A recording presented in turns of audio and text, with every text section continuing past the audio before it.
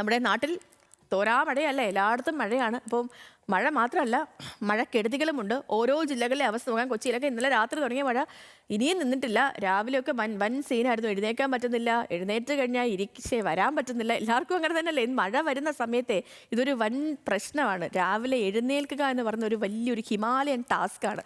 അപ്പോൾ നമുക്ക് എഴുന്നേൽക്കുന്നത് മാത്രമല്ല, മഴക്കെടുതികൾ ഒത്തിരി ഉണ്ട്. നമുക്ക് നേരെ എങ്ങനെയാണ് സംസ്ഥാനത്തെ മഴ സാഹചര്യം നോക്കാം. അതിതീവ്ര മഴയാണ് സംസ്ഥാനത്ത്. 9 ജില്ലകളിലാണ് റെഡ് അലേർട്ട്. 5 ജില്ലകളിൽ ഓറഞ്ച് അലേർട്ട് ഉണ്ട്. കൊല്ലം, കോട്ടയം, ഇടുക്കി ജില്ലകളിലെ വിദ്യാഭ്യാസ സ്ഥാപനങ്ങൾക്കൊക്കെ ഇന്ന് അവധിയാണ്.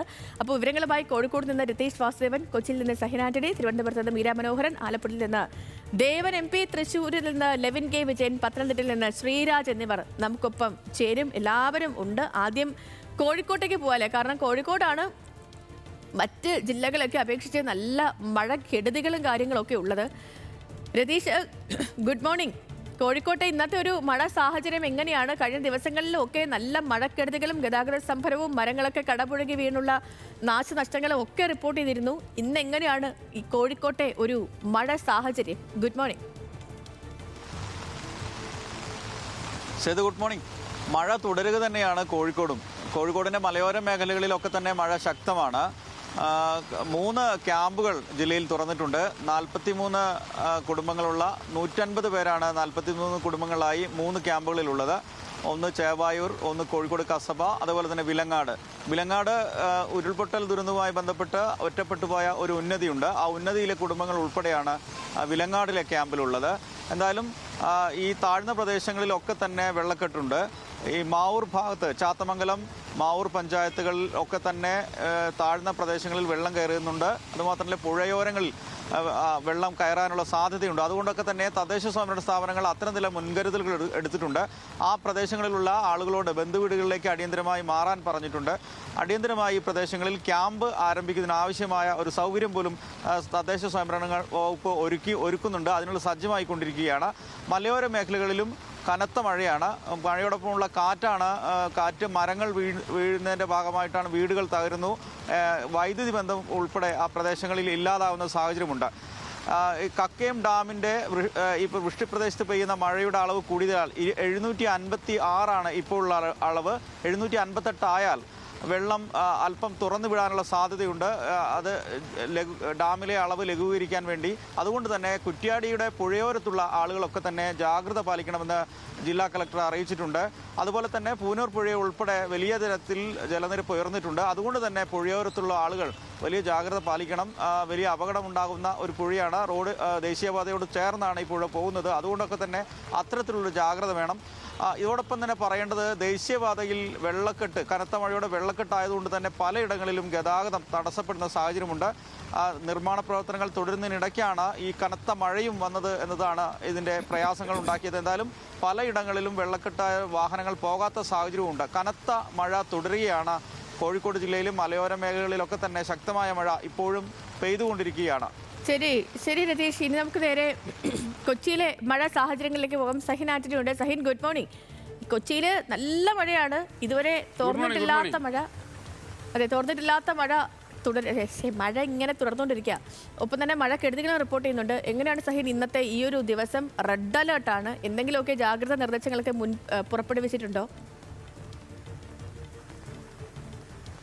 തീർച്ചയായിട്ടും സേതു സൂചിപ്പിച്ചതുപോലെ തന്നെ കൊച്ചിയിൽ ഇന്നലെ രാത്രി തുടങ്ങിയ മഴ ഇപ്പോഴും തോർന്നിട്ടില്ല എന്നുള്ളതാണ്.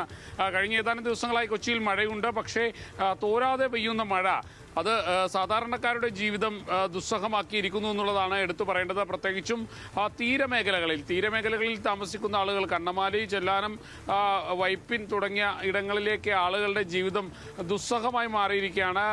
മഴയോടൊപ്പം തന്നെ കടൽക്കയറ്റവും രൂക്ഷമായി അവരുടെ ജീവിതത്തെ ഇല്ലാതെയാക്കുന്നു എന്ന് തന്നെ പറയേണ്ടി വരും. ഒപ്പം തന്നെ മലയോര പ്രദേശങ്ങളിലും ഇതുതന്നെയാണ്, സമാനമായ ഒരു സ്ഥിതിയാണുള്ളത്.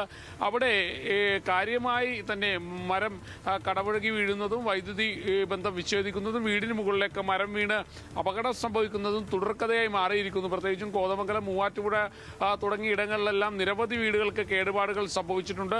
ആളുകളുടെ ജീവിതം വഴിമുട്ടിയിട്ടുണ്ട് എന്നുള്ളതാണ് സേതു. ഈ മഴ എല്ലാവർക്കും കാവ്യാത്മകമായി പറയാൻ കഴിയുമെങ്കിലും സാധാരണക്കാരെ സംബന്ധിച്ചിടത്തോളം അത് വലിയ ബുദ്ധിമുട്ടാണ്. ഈ മഴക്കാലം എന്ന് പറയുമ്പോൾ ഭയപ്പെടേണ്ട ഒന്നായി ആളുകൾ മാറിയിരിക്കുന്നു, അല്ലെങ്കിൽ സാധാരണക്കാരന് അത് താങ്ങാൻ കഴിയാവുന്നതിൽ അപ്പുറമായി മാറിയിരിക്കുന്നു എന്നുള്ളതാണ് ഇവിടെ എടുത്തു പറയേണ്ടത്. മറ്റൊന്ന്, കൊച്ചി നഗരത്തെ സംബന്ധിച്ചിടത്തോളം ഈ മഴ ഇങ്ങനെ തോരാതെ പെയ്തു കഴിഞ്ഞാൽ അത് പലയിടങ്ങളിലും കൊച്ചിയിലെ ഇടത് റോഡുകളും ഒപ്പം തന്നെ MG റോഡ് പോലെയുള്ള ഇടങ്ങളിലും വെള്ളക്കെട്ട് കാര്യമായി വരുന്നതിനും അത് ജനങ്ങളുടെ യാത്രയെയും ഒപ്പം തന്നെ ജനജീവിതത്തെയും കാര്യമായി ബാധിക്കുകയും ചെയ്യുമെന്നുള്ളതാണ് നമ്മൾ പറയേണ്ടത്. മറ്റൊന്ന്, ഞാൻ നേരത്തെ സൂചിപ്പിച്ചതുപോലെ തന്നെ ഇങ്ങനെ മഴ തുടർച്ചയായി പെയ്യുകയാണെങ്കിൽ അത് നഗരത്തെ വെള്ളക്കെട്ടിലാക്കാൻ അല്ലെങ്കിൽ വെള്ളത്തിനടിയിലാകുന്നതിന് അത് കാരണമായി മാറും. സേതു, എന്തായാലും മഴ ഇപ്പോഴും കാര്യമായി തന്നെ കൊച്ചിയിൽ പെയ്തുകൊണ്ടിരിക്കുകയാണ്. സേതു സൂചിപ്പിച്ചതുപോലെ തന്നെ ഇന്നലെ രാത്രി പെയ്യാൻ തുടങ്ങിയ മഴയാണ്, അതിപ്പോഴും തുടർന്നുകൊണ്ടിരിക്കുന്നു എന്നുള്ളതാണ് സേതു. തീർച്ചയായും സൈൻ പറഞ്ഞൊരു വലിയ കാര്യമാണ്. നമ്മൾ ഈ മഴ ഒക്കെ ഇങ്ങനെ പറയുകയും കേൾക്കുകയൊക്കെ ചെയ്യുമെങ്കിലേ മഴ കാരണം ഈ പ്രതിസന്ധിയിലായി പോകുന്ന എത്ര മനുഷ്യരുണ്ടല്ലേ. ഈ കച്ചവടത്തിന് പോകാൻ പറ്റില്ല, പുറത്തേക്ക് ഇറങ്ങാൻ പറ്റില്ല, ഈ വഴിയോര കച്ചവടക്കാരുടെ കാര്യം അല്ലേ. അങ്ങനെ ഒരു ദുരിതകാലം കൂടിയാണ് ഇങ്ങനെ നിന്നുള്ള തോരാ പെയ്ത്ത് പെയ്യുന്നത്. ഇനിയിപ്പോൾ നമുക്ക് തിരുവനന്തപുരത്തെ സാഹചര്യങ്ങളിലേക്ക് പോകാം. തിരുവനന്തപുരത്ത് നിന്ന് മീര മനോഹരനുണ്ട്. മീര, തിരുവനന്തപുരത്ത് എന്താണ് അവസ്ഥ?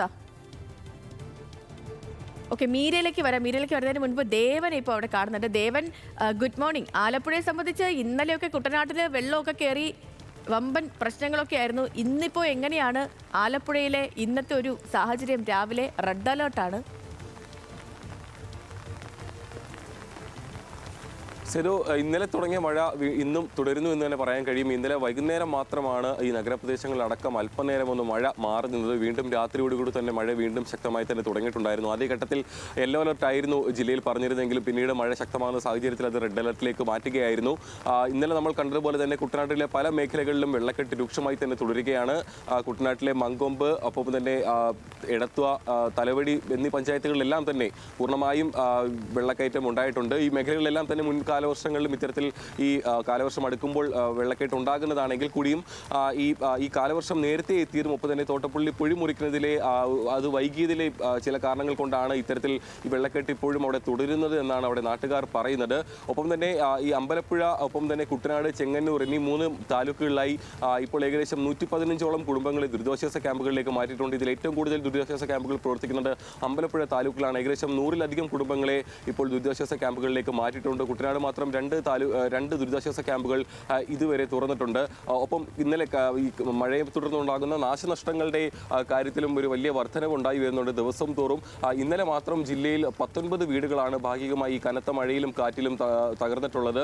ഒപ്പം തന്നെ തീരദേശ മേഖലകളിൽ കടലാക്രമണ ഭീഷണി രൂക്ഷമായി തുടരുന്നുണ്ട്. ഒപ്പം തന്നെ മത്സ്യബന്ധനത്തിന് പോകുന്ന തൊഴിലാളികൾക്ക് അവരുടെ ജോലി മുടങ്ങിയിട്ട് ഇപ്പോൾ ഏകദേശം 4 ദിവസത്തോളം പിന്നിടുന്നു. ഇത്തരത്തിൽ സർവ്വ മേഖലകളിലും മഴ ഒരു വലിയ രീതിയിലുള്ള ഒരു നാശം നിരച്ചുകൊണ്ട് മുന്നോട്ട് പോകുന്നു എന്ന് തന്നെ പറയാൻ കഴിയും. ഇന്ന് രാവിലെ മുതലും ശക്തമായ മഴ ലഭിക്കുന്ന ഒരു സാഹചര്യമുണ്ട്. ഒപ്പം തന്നെ കിഴക്കൻ വെള്ളത്തിന്റെ വരവ് കൂടി ശക്തമാക്കുന്നതോടുകൂടി ഈ കുട്ടനാട് അടക്കമുള്ള മേഖലകളിലും ഒപ്പം തന്നെ ആലപ്പുഴയുടെ മറ്റ് താഴ്ന്ന പ്രദേശങ്ങളിലും പുറക്കാട്, തോട്ടപ്പള്ളി, അമ്പലപ്പുഴ അടക്കമുള്ള താഴ്ന്ന പ്രദേശങ്ങളിലും വെള്ളത്തിനടിയിലാവാനുള്ള ഒരു സാധ്യത വളരെയേറെയാണ്. ഇത് തടയുന്നതിന് വേണ്ടിയിട്ടുള്ള നടപടികളാണ് ഇപ്പോൾ തോട്ടപ്പള്ളി പൊഴിമുറിക്കുന്നത് അടക്കമുള്ളതിലൂടെ ചെയ്തുകൊണ്ടിരിക്കുന്നത്. കഴിഞ്ഞ ദിവസവും ആ മേഖലകളിലെല്ലാം തന്നെ വലിയൊരു പ്രതിഷേധം ഉണ്ടായിരുന്നു. തോട്ടപ്പള്ളി പൊഴിമുറിക്കുന്നതിൽ കാലതാമസം ഉണ്ടായതായും അതിന്റെ വേഗത വർദ്ധിപ്പിക്കണമെന്നും അടക്കം ആവശ്യപ്പെട്ടുകൊണ്ട് ആ നാട്ടുകാർ ഇന്നലെ അവിടെ പ്രതിഷേധമൊക്കെ നടത്തിയിട്ടുണ്ടായിരുന്നു. ഇതിന്റെ അടിസ്ഥാനത്തിൽ കളക്ടറുടെ യോഗം ചേർന്നുകൊണ്ട് കൂടുതൽ യന്ത്രങ്ങൾ അവിടേക്ക് എത്തിച്ചുകൊണ്ട് മണ്ണ് നീക്കിക്കൊണ്ട് ഇതിന്റെ ആഴം വർദ്ധിപ്പിക്കുന്ന അടക്കമുള്ള നടപടികൾ പുരോഗമിക്കുന്നുണ്ട്. ഇത്തരത്തിൽ ഈ മഴയെ പ്രതിരോധിക്കാനുള്ള എല്ലാ നടപടികളും ഇപ്പോൾ ജില്ലാ ഭരണകൂടത്തിന്റെ ഭാഗത്തു നിന്നും ഉണ്ടാവുന്നുണ്ട്. ഒപ്പം തന്നെ കൂടുതൽ ദുരിതാശ്വാസ ക്യാമ്പുകൾ തുറക്കേണ്ട സ്ഥലങ്ങളിൽ അതിനുള്ള സജ്ജീകരണങ്ങളെല്ലാം തന്നെ ഏർപ്പെടുത്തിയിട്ടുണ്ട് എന്നുള്ളതും ജില്ലാ ദുരന്ത നിവാരണ അതോറിറ്റി അടക്കം അറിയിച്ചിട്ടുണ്ട്. ഈ കാലവർഷം ശക്തമാകുന്ന സാഹചര്യത്തിൽ കൂടിയാണ് ഇനിയിപ്പോൾ ഈ അധ്യയന വർഷം ആരംഭിക്കുന്നതും. ആലപ്പുഴയിൽ തന്നെയാണ് ഈ വർഷത്തെ അധ്യയന വർഷത്തിന്റെ തുടക്കം. സ്കൂൾ പ്രവേശനോത്സവം ഈ വർഷം ജൂൺ 2-ാം തീയതി ആലപ്പുഴയിൽ വെച്ചിട്ടാണ് മുഖ്യമന്ത്രി പിണറായി വിജയൻ ഉദ്ഘാടനം ചെയ്യുന്നത്. അതുകൊണ്ട് തന്നെ ഈ അധ്യയന വർഷം അടക്കുന്നതും ഒപ്പം തന്നെ കാലവർഷം ശക്തമാകുന്നതോട് കണക്കിലെടുത്തുകൊണ്ട് ഈ സ്കൂൾ തുറക്കുന്നതിനടക്കമുള്ള കാര്യങ്ങളിലും ചില മുന്നൊരുക്കങ്ങൾ തയ്യാറാക്കാനായി ഇപ്പോൾ വിദ്യാഭ്യാസ വകുപ്പും തീരുമാനിച്ചിട്ടുണ്ട്. അതിന്റെ ഒരു മീറ്റിംഗ് ഇന്ന് ആലപ്പുഴയിൽ വെച്ച് നടക്കുന്നുണ്ട്. ഇത്രയുമാണ് ഇന്നിപ്പോൾ ആലപ്പുഴയിൽ ഈ രാവിലെ മുതൽ പെയ്യുന്ന ഒരു മഴയിൽ വ്യക്തമാണ്. റോഡുകളൊക്കെ തോടുകളും പുഴയ്ക്കും ഒക്കെ സമാനമായിട്ട് അവിടെ നിറഞ്ഞു കിടക്കുകയാണ് ആലപ്പുഴയിൽ.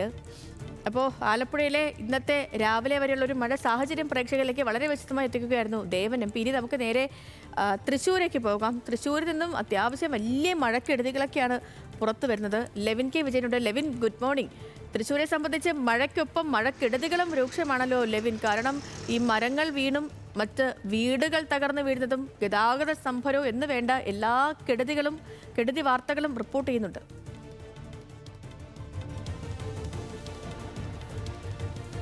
തീർച്ചയായും സേതു, മഴക്കാലം ആരംഭിച്ചതോടുകൂടി വലിയ നാശനഷ്ടങ്ങളും ദുരിതങ്ങളുമാണ് ജില്ലയിലെ ജനങ്ങൾക്ക് ഏറ്റുവാങ്ങേണ്ടി വരുന്നത് എന്നുള്ളതാണ് എടുത്തു പറയേണ്ടതായിട്ടുള്ള കാര്യം. ഈ മഴക്കാലത്തിൻ്റെ ആരംഭ സമയത്ത് തന്നെ ജില്ലയിൽ ഉണ്ടായിരിക്കുന്നത് KSEBക്ക് മാത്രമുള്ള നഷ്ടം 2,964 ലക്ഷം വരെ രൂപയുടെ നഷ്ടമാണ് ഉണ്ടായിരിക്കുന്നത്. 3,811 കർഷകർക്ക് ജില്ലയിലെ വിവിധ പ്രദേശങ്ങളിലായി കൃഷിനാശം സംഭവിച്ചിട്ടുണ്ട്. 690 ഹെക്ടറിലേറെ ഭൂമിയിൽ കൃഷിനാശം സംഭവിക്കുകയും 780 ലക്ഷം രൂപയുടെ നഷ്ടം സംഭവിക്കുകയും ചെയ്തു. ഇതൊക്കെ ഒരു നാശനഷ്ട കണക്കിൻ്റെ തുടക്കം മാത്രമാണ്. ഈ മഴക്കാലം ആരംഭിച്ച് ഒരു ആഴ്ചകൾ മാത്രം പിന്നിടുമ്പോൾ 7 വീടുകളാണ് ജില്ലയിൽ ഭാഗികമായി തകർന്നിട്ടുള്ളത്. 7 വീടുകൾ പൂർണ്ണമായും 150 പരം വീടുകൾ ഭാഗികമായും തകർന്നിട്ടുണ്ട്. അങ്ങനെ നാശനഷ്ടങ്ങളുടെ ഒരു വലിയ തോത് തന്നെയാണ് ജില്ലയിൽ ഇതിനോടകം തന്നെ രേഖപ്പെടുത്തിയിട്ടുള്ളത്. ജില്ലയെ സംബന്ധിച്ച് ഇന്ന് പരിശോധിക്കുമ്പോൾ ഓറഞ്ച് അലർട്ടാണ്. അടുത്ത 3 മണിക്കൂർ സമയം ഇടവിട്ട് ശക്തമായ കാറ്റും ഇടിമിന്നലും ഉണ്ടാകാൻ സാധ്യതയുണ്ട് എന്നുള്ളതാണ് കേരള ഡിസാസ്റ്റർ മാനേജ്മെൻറ്റ് അതോറിറ്റി നമ്മളെ അറിയിച്ചിട്ടുള്ളത്. അതുപോലെ തന്നെ ജില്ലയുടെ മറ്റ് പ്രദേശങ്ങളിലേക്ക് എത്തുമ്പോൾ മരം വീണും മറ്റുമുള്ള അപകടങ്ങളാണ് ഈ മഴക്കാലത്ത് ഈ തുടക്ക സമയത്ത് സംസ്ഥാനത്ത് വ്യാപകമായി ഉണ്ടായിട്ടുള്ളത്. ജില്ലയിലും അതിന് യാതൊരു കുറവും ഉണ്ടായിട്ടില്ല. പല സ്ഥലങ്ങളിലും മരങ്ങൾ വീണ് വീടുകൾക്ക് കേടുപാട് ഉണ്ടായിട്ടുണ്ട്. KSEBക്ക് നാശനഷ്ടങ്ങൾ ഉണ്ടായിട്ടുണ്ട്. പൊതുമരാമത്ത് വകുപ്പിനും അങ്ങനെ വലിയ നഷ്ടങ്ങൾ ഉണ്ടായിട്ടുണ്ട്. 13 ലക്ഷം രൂപയുടെ അടക്കം നാശനഷ്ടം ഇതിനോടകം തന്നെ പൊതുമരാമത്ത് വകുപ്പിന് ഉണ്ടായിട്ടുണ്ട് എന്നുള്ളത് എടുത്തു പറയേണ്ടതാണ്. ജില്ലയുടെ റോഡുകളുടെ അവസ്ഥ വളരെ ശോചനീയമാണ് എന്നുള്ള കാര്യം നമുക്ക് നേരത്തെ തന്നെ അറിയാം. ദേശീയപാത 66 ഉണ്ട്, ദേശീയപാത 544 ഉണ്ട്. ഇവിടെയൊക്കെ ഗതാഗത കുരുക്കുകൾ കൊണ്ട് നട്ടം തിരിയുകയായിരുന്നു മനുഷ്യർ. മഴക്കാലം കൂടി എത്തിയതോടുകൂടി 3-4 മണിക്കൂറുകളൊക്കെ ദേശീയപാതയിലെ റോഡിൽ കുരുങ്ങിക്കിടക്കേണ്ട അവസ്ഥയാണ് പലർക്കും ഉണ്ടാകുന്നത്. തൃശ്ശൂർ വഴി കടന്നു പോകുന്ന മറ്റ് ജില്ലക്കാരും ഈ ദുരിതങ്ങൾ ഏറ്റുവാങ്ങേണ്ടി വരുന്നു എന്നുള്ളതാണ് ഏറ്റവും പ്രധാനപ്പെട്ട സംഗതികളുണ്ട്. മറ്റൊന്ന്, തീരപ്രദേശങ്ങളിൽ നേരിയ തോതിലാണ് കടലാക്രമണം ഉണ്ടെങ്കിലും മഴ സാഹചര്യം പ്രേക്ഷകരിലേക്ക് എത്തിക്കുകയായിരുന്നു ലെവിൻ കെ വിജയൻ. ഇനി നേരെ നമുക്ക് പത്തനംതിട്ടയിലേക്ക് പോകാം. എങ്ങനെയാണെന്ന്, കാരണം പത്തനംതിട്ടയും നല്ല മഴയാണ്. മഴ മൂലമുള്ള കെടുതികളും ഒക്കെ ഉണ്ട്. ശ്രീരാജ് ഉണ്ട്. Sreeraj, good morning. മഴ ഇപ്പോഴും പത്തനംതിട്ടയിൽ തുടരുകയാണല്ലേ?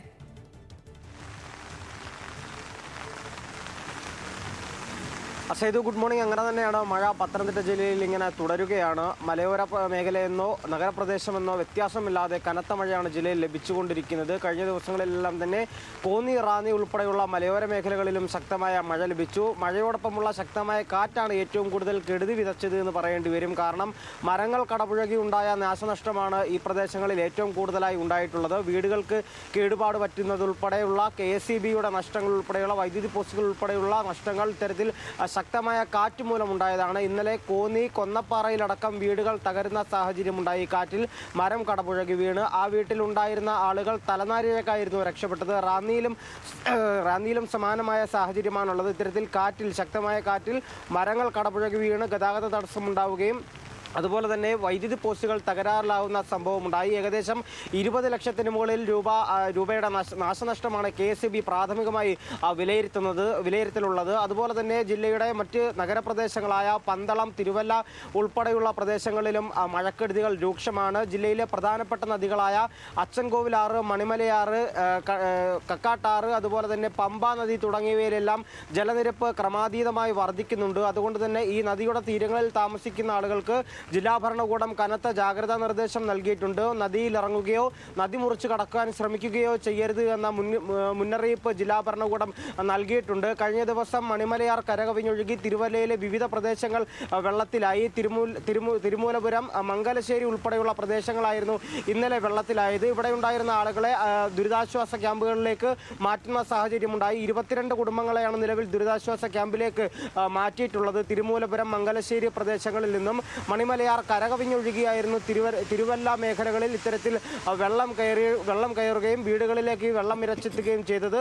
അതുപോലെ തന്നെ മറ്റൊരു പ്രധാനപ്പെട്ട കാര്യം മൂഴിയാർ ഡാമിൻ്റെ ജലനിരപ്പാണ്.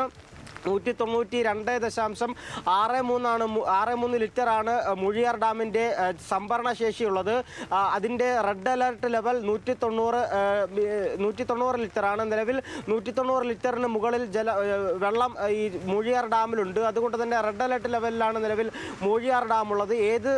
ഏത് സമയത്തും മൂഴിയാർ ഡാം ഷട്ടർ തുറക്കുന്ന സാഹചര്യമുണ്ട്. കഴിഞ്ഞ 2 ദിവസങ്ങളിലും മൂഴിയാർ ഡാമിൻ്റെ ഷട്ടർ തുറക്കുന്ന സാഹചര്യമുണ്ടായിരുന്നു. അതുകൊണ്ട് തന്നെ കക്കാട്ടാറിൻ്റെ തീരത്ത് ഉള്ള ആളുകൾക്കും തീരത്ത് താമസിക്കുന്ന ആളുകൾക്കും പ്രത്യേക ജാഗ്രതാ നിർദ്ദേശം ജില്ലാ ഭരണകൂടം നൽകിയിട്ടുണ്ട്. പന്തളത്തും സമാനമായ രീതിയിൽ വെള്ളം കയറുന്ന വാഹനങ്ങൾ, തകരുന്ന മരം കടപുഴകി വീണ് വാഹനങ്ങളും വീടുകളും ഉൾപ്പെടെ തകരുന്ന സാഹചര്യമുണ്ടായി. ഏത് അടിയന്തര സാഹചര്യത്തെയും നേരിടാനുള്ള നിർദ്ദേശങ്ങളും മുന്നൊരുക്കങ്ങളും ജില്ലാ ഭരണകൂടം ഇതിനോടകം നടത്തിയിട്ടുണ്ട്. സേതു.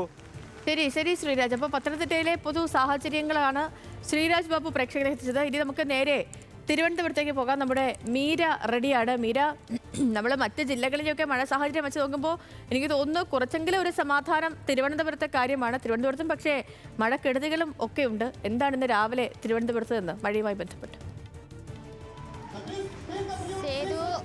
ശക്തമായ മഴ തന്നെയാണ് തിരുവനന്തപുരത്തും. ഓറഞ്ച് അലേർട്ടാണ് എങ്കിൽ പോലും രാവിലെ തുടങ്ങി ഇന്ന് രാവിലെ വരെയും ശക്തമായ മഴയാണ് ഇപ്പോഴും തുടർന്നുകൊണ്ടിരിക്കുകയാണ്.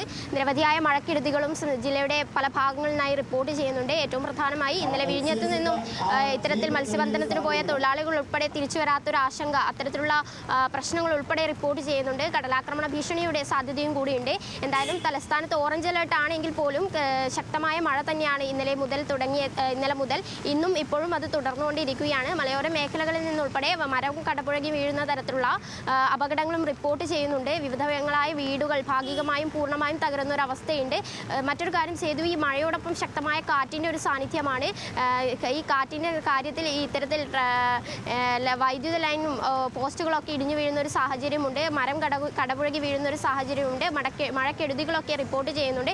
എന്തായാലും മഴ മുന്നൊരുക്കങ്ങളിൽ സർക്കാർ എന്തായാലും മുന്നോട്ട് നീങ്ങിയിട്ടുണ്ട്. ഇന്നലെ ഉൾപ്പെടെ കോർപ്പറേഷനുകൾക്കും മുനിസിപ്പാലിറ്റികൾക്കും ഉൾപ്പെടെ മഴ മുന്നൊരുക്കങ്ങൾ എന്ന രീതിയിൽ ഫണ്ടുകൾ ഉൾപ്പെടെ നൽകിയിട്ടുണ്ട്. എന്തായാലും അതീവ ജാഗ്രത തന്നെ പുലർത്തേണ്ടിയിരിക്കുന്നു. തീരദേശവാസികളും മത്സ്യത്തൊഴിലാളികളും ഉൾപ്പെടെ ജാഗ്രത പുലർത്തേണ്ട ഒരു സാഹചര്യമാണ് നിലവിലുള്ളത്. ഇപ്പോഴും തലസ്ഥാനത്ത് മഴ തുടർന്നുകൊണ്ടിരിക്കുന്നു എന്നുള്ളതാണ് പറയാനുള്ളത്. സേതു. ഓക്കെ മീര. അപ്പോൾ പ്രിയപ്പെട്ടവരെ, നമ്മുടെ സംസ്ഥാനത്തെ പല ജില്ലകളിലായുള്ള മഴ സാഹചര്യം നമ്മുടെ പ്രിയപ്പെട്ട പ്രതിനിധികൾ പ്രേക്ഷകരിലേക്ക് എത്തിക്കുകയായിരുന്നു. എല്ലാവരോടും പറയാനുള്ളത് എല്ലാവരും സേഫായിട്ട് മാറി നിൽക്കുക എന്നുള്ളതാണ്. കാരണം ഈ റിപ്പോർട്ട് ചെയ്യാനൊക്കെ പോകുന്ന സമയത്ത് എല്ലാവരും ഇങ്ങനെ ഇതൊന്നും നോക്കാതെ, സുരക്ഷയൊക്കെ നോക്കാതെയൊക്കെ പോകും. അപ്പോൾ അതുകൊണ്ട് എല്ലാവരും കുറച്ചും കൂടിയൊക്കെ ജാഗ്രതയോടെയൊക്കെ നിൽക്കുക. കോഴിക്കോട് നിന്ന് രതീഷ് വാസുദേവൻ, കൊച്ചിയിൽ നിന്ന് സഹിനാഥിനി, തിരുവനന്തപുരത്ത് നിന്ന് മീര മനോഹരൻ, ആലപ്പുഴയിൽ നിന്ന് ദേവൻ, തൃശ്ശൂരിൽ നിന്ന് ലെവിൻ, ഒപ്പം പത്തനംതിട്ടയിൽ നിന്നും ശ്രീരാജുമാണ് ഓരോ ജില്ലകളിലെയും മഴ സാഹചര്യം പ്രേക്ഷകരിലേക്ക് എത്തിച്ചത്.